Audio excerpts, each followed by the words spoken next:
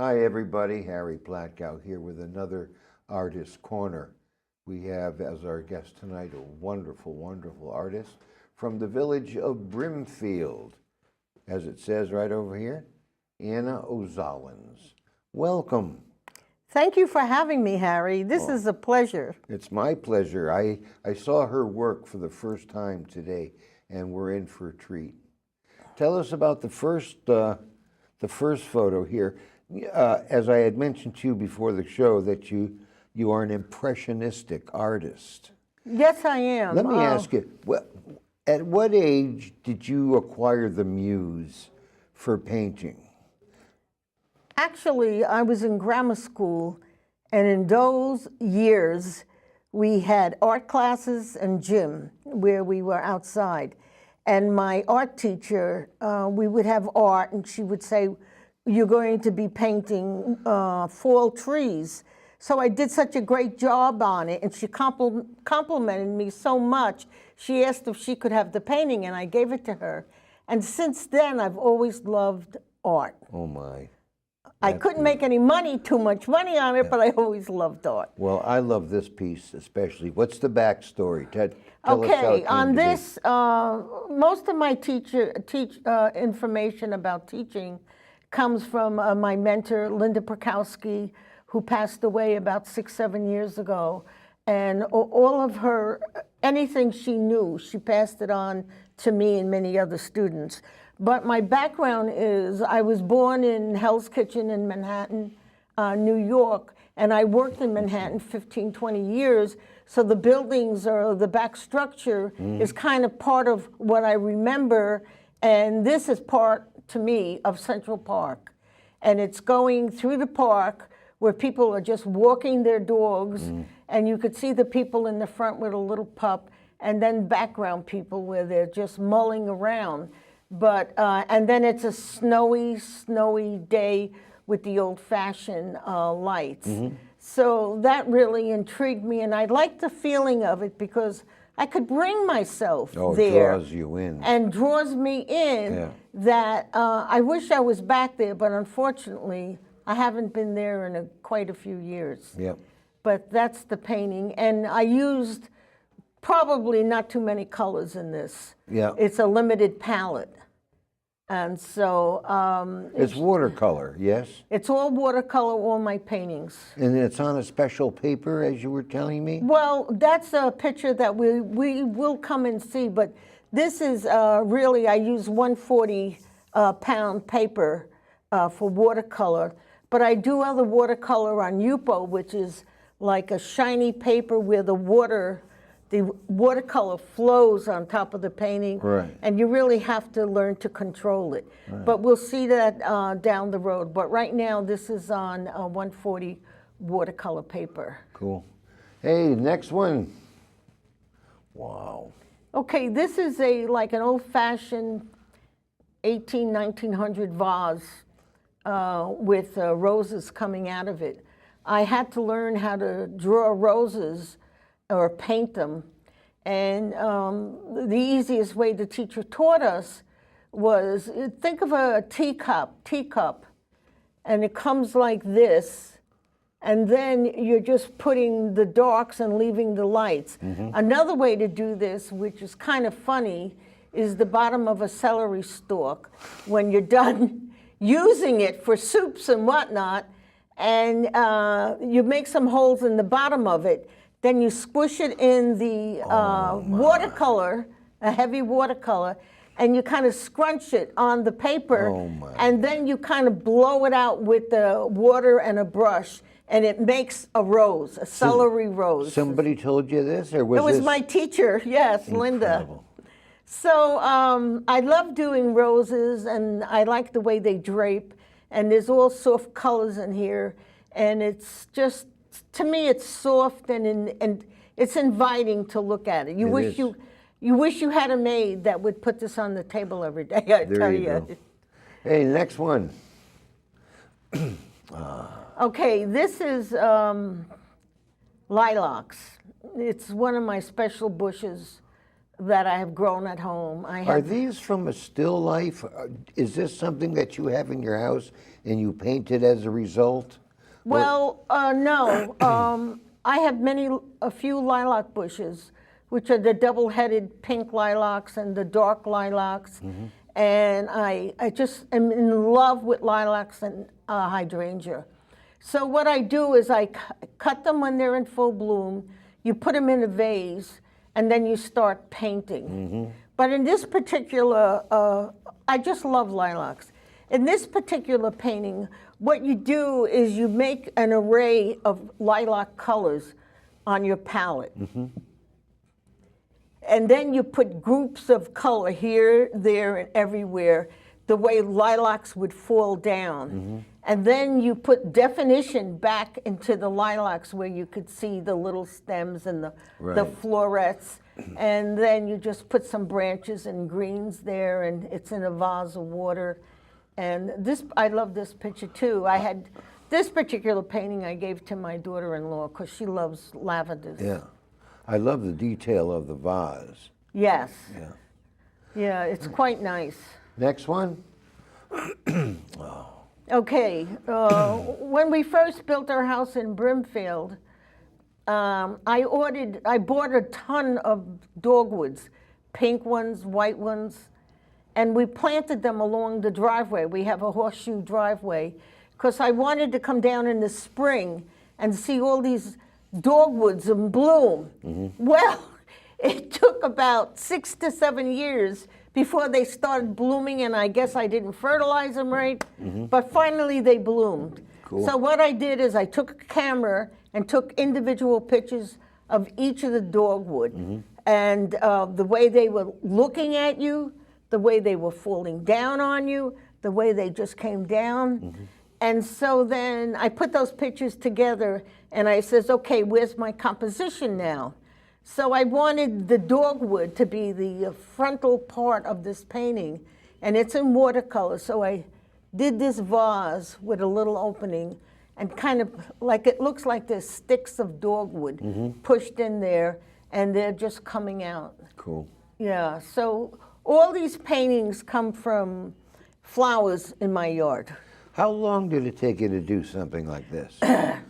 Harry, when I started going to class, I went to class for about 10 years with Linda. Of course, I didn't do one painting in one day. Right. The class was from 9 to 12. You did these in class. It was an academic Some were in center. class and some were home. Okay. So this particular one, we would do a painting a day, a full painting in 3 hours. So when you're sitting there, she says, well, you're going to be doing she would do a demo for an hour. She would demo her dogwood or flower that she was going to do. And then she would say, okay, get started. So actually we had 2 hours to do a painting. And so it was hard work, but this one was done at home. But I have other dogwood paintings that were done in her class, and where I learned to capture the flower, look at it, look the way the leaves bend and the little crink that's in there in order to draw the flower, because I'm doing representational work. This is not realism, it's representational or impressionistic work, the kind of work that I like to paint. Right. Next one. This is a I fall love birch painting trees. of 2 birches. Yeah. Normally when you paint something and it's going to be a focal point, there's got to be maybe 3 of a kind, but this particular painting is all the leaves on the ground, which is just mixed color, but 2 prominent birches coming up. And if you really look at birches, they have some of the limbs coming down like spider arms.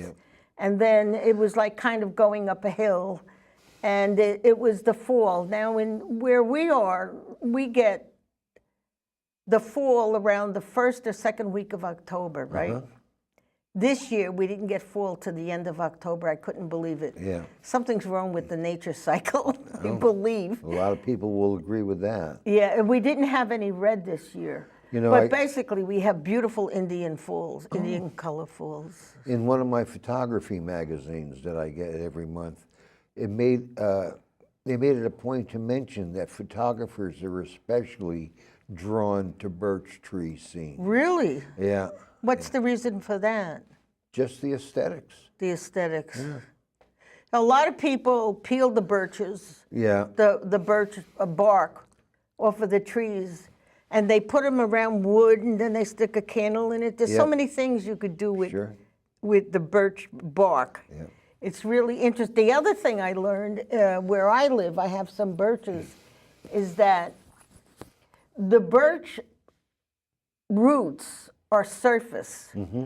They're not growing down, they grow like this, across.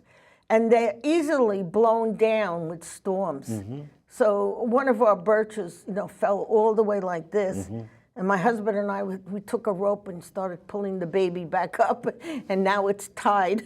Oh, it's tied. Okay. And we put more dirt around it and fertilize it to try to save it. Oh, and you did. Good for you. You didn't kill the tree. I didn't kill the tree. It's too beautiful to kill. Next one. Wow. That's incredible. This painting is called Going Home. It's a winter scene, maybe of an old cabin. Something from memory, something that you saw at some time Something that I saw and something from memory. I noticed the houses.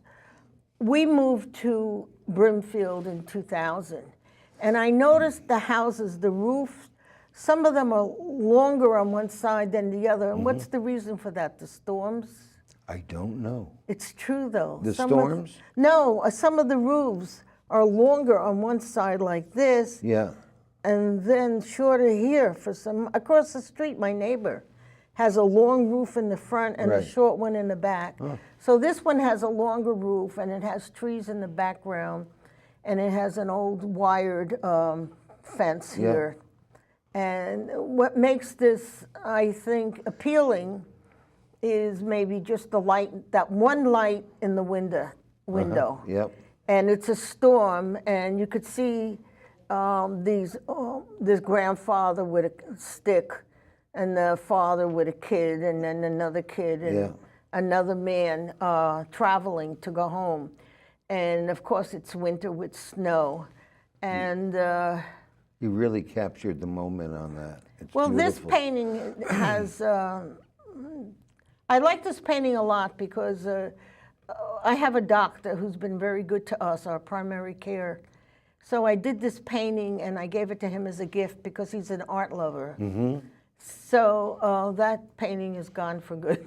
Does he have it in his office? No, he brought it home. Wow. He's a great lover of art. Oh. So I gave it to him as a thank you. Well, good for you. Good for him. Next one, Keenan. This is an array of flowers in the springtime where people would have a garden filled with all kinds of flowers, and it's just the beauty of color that comes up in May or after May, of all different kinds of flowers and daisies and little pom-poms, and then I forgot what that flower is, but it's just a light, impressionistic. It's not, seated anywhere. It's just there on the paper. Did you use a cucumber stalk to do the flowers? No, not on this one. This one I had to think about a little bit because I had a hard time finishing the end. I didn't know what to do here. So I put these little branches up with, or little stems up with little greens on them. And then I just kind of finished it with the yellow. But predominantly, if you look at it, there's a lot of yellow in here, which is like people love yellow, the color, because it's bright, it's inviting, it's not dreary. So that's what I did with this painting. Cool. Next one, King.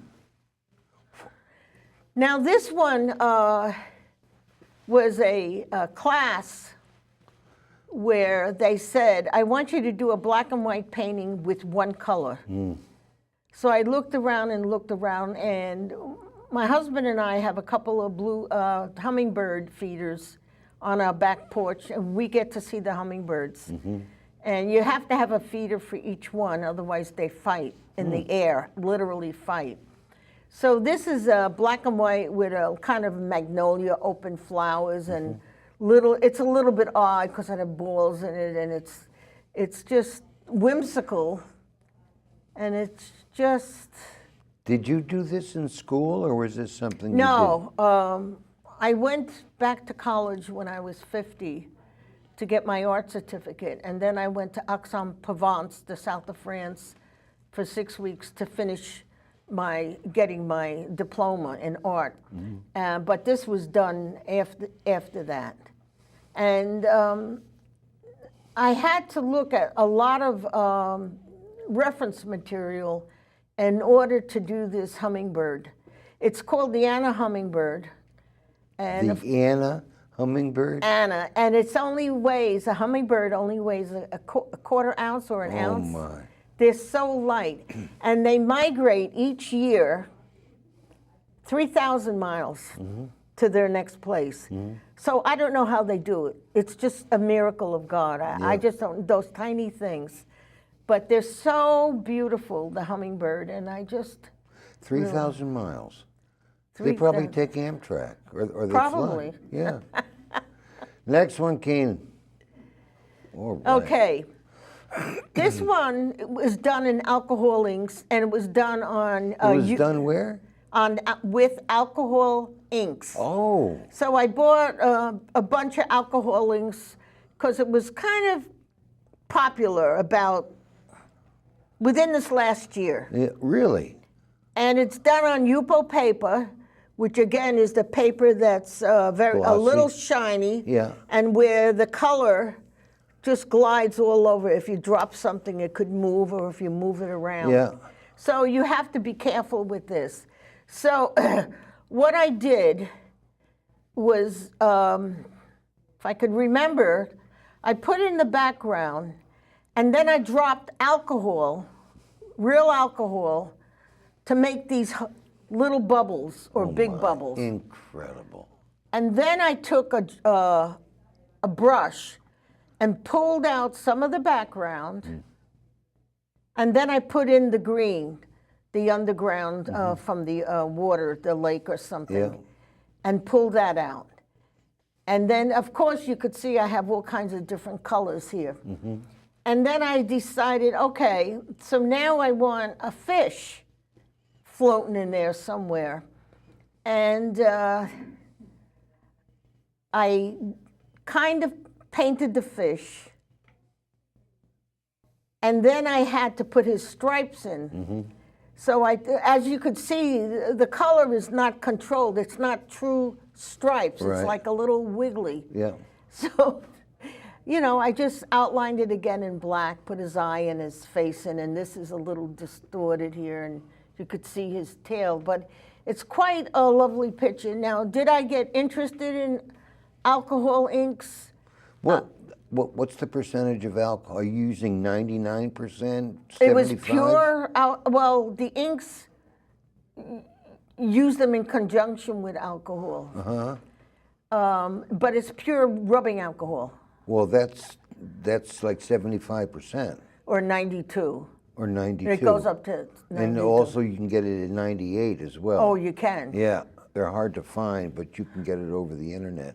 Really? I use 98 to clean negatives all the time. Oh, you do? Sure, it restores them beautifully. You mean you actually can clean a colored or black and white negative with... Yes, absolutely. And it doesn't distort the color? No, not at all, not at all. That's interesting.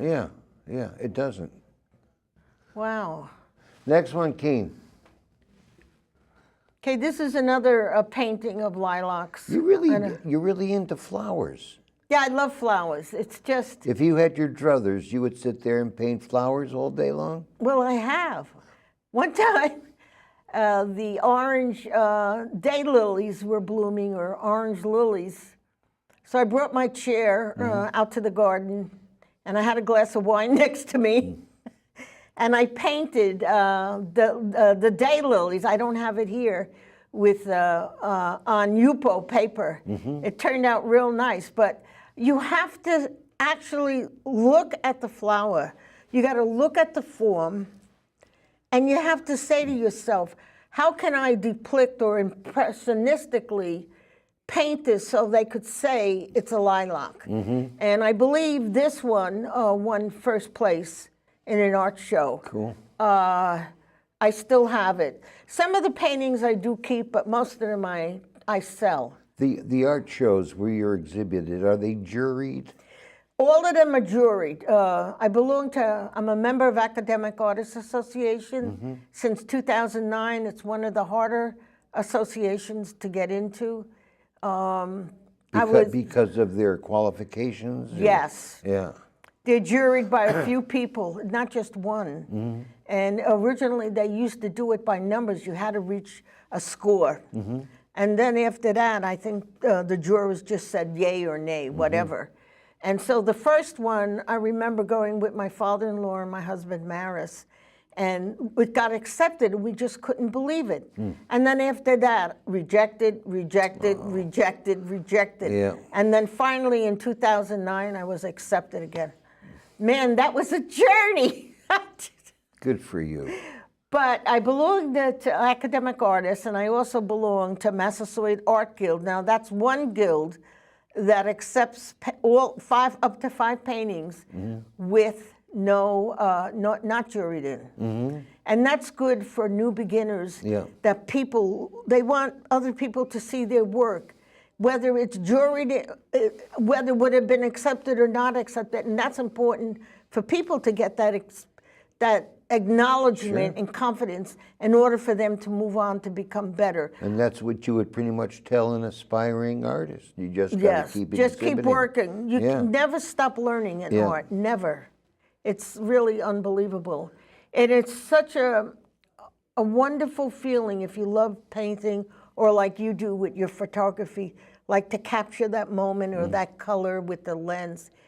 It's soothing, it's relaxing, and what you're doing is taking what's inside of you, and then you're showing it to the viewer. There you go. It's right? It's like a jazz musician. Yes. Yeah. It's the same thing. Any kind of art, whether it's music or people doing sculptures. I mean, it could be dance. It could be anything. And if we didn't have art, what would this world be, Harry? I don't even want to talk about it. It would be a dreary world, right? It would certainly be a dreary world. Oh, so we saw that one, right? Next one, Kane. Here's another one. It's done with a Chinese vase where there's this marks on the bottom. And we do have lilacs that are this like kind of fuchsia color, the lavender colors, the deep lavender colors, and then the branches coming out. And the vase is kind of moving forward to you, not set back. So it's like really forward. Let me ask you something. Is there a painting in you right now? What do you want to do? When you go home, are you going to sit down and paint? And what are you going to paint? Well, the beginning of every year, they have a lot of art shows that I enter 5 of them a year. And so now I'm working on a piece of watercolor for the Academic Artists Association, which is highly juried in. And the painting is all mountains in the background, soft mountains in the background. And in the front of it is crocuses coming through the snow. So you say to yourself, well, how did you think about that? So I kind of look around, and I wanted to do crocuses because that's one of the first signs of spring, other than paper whites, I think. So there's my flower, and then the background is the mountains. Now, do I paint every day? I try to. I'm now doing pastel. Oh. Learning about pastel. I want to become a pastelist. Do you name your pieces as well? Yes, I do. And what is the one with the crocuses? Do you have a name for it? Not yet. I didn't really name that. It has to do with spring and snow. Crocus Among Us. How's that? That's cute. All right. Next one, Keen.